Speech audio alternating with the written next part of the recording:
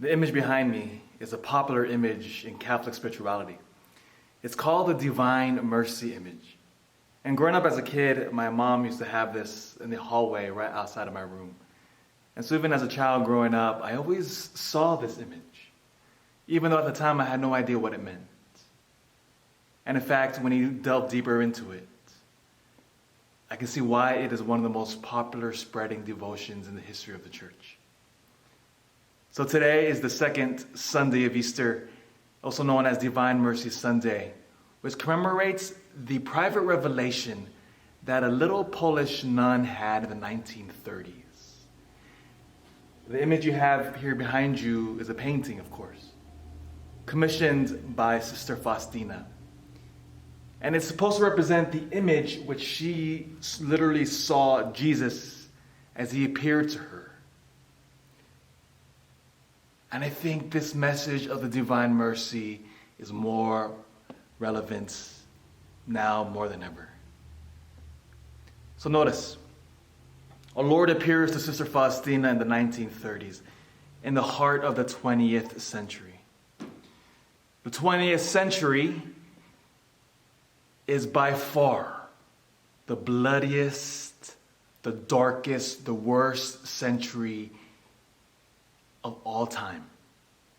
Hundreds of millions of people died.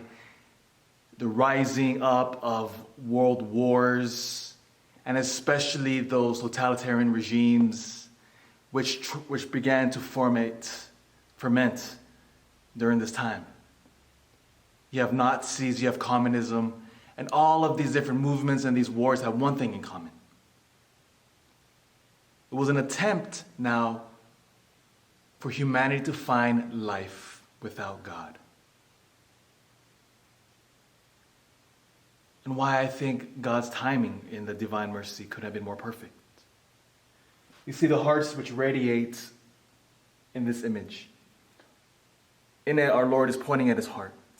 And from his heart radiates two rays of light, one white, one red. The white represented baptism, and the red rays represented the Holy Eucharist, Holy Communion, the very body, blood, soul, and divinity of Jesus himself. What do those two things have in common? Divine life. We all get our divine life at our baptism. And then, once we're baptized and we receive our first Holy Communion, that divine life is communicated to us throughout our lives, which is why I absolutely love being Catholic, why I love the Holy Mass, why I love the Eucharist, because it is Jesus himself who gives his very life to me, a poor sinner. You see, what a beautiful, contradictory message to receive in that of the message of the 20th century, which tried to find life outside of God, and look what happened. My friends, on this Divine Mercy Sunday, we remember none of our addictions, none of our selfish desires, none of the things which we think gives us life will eventually satisfy that promise. It cannot deliver.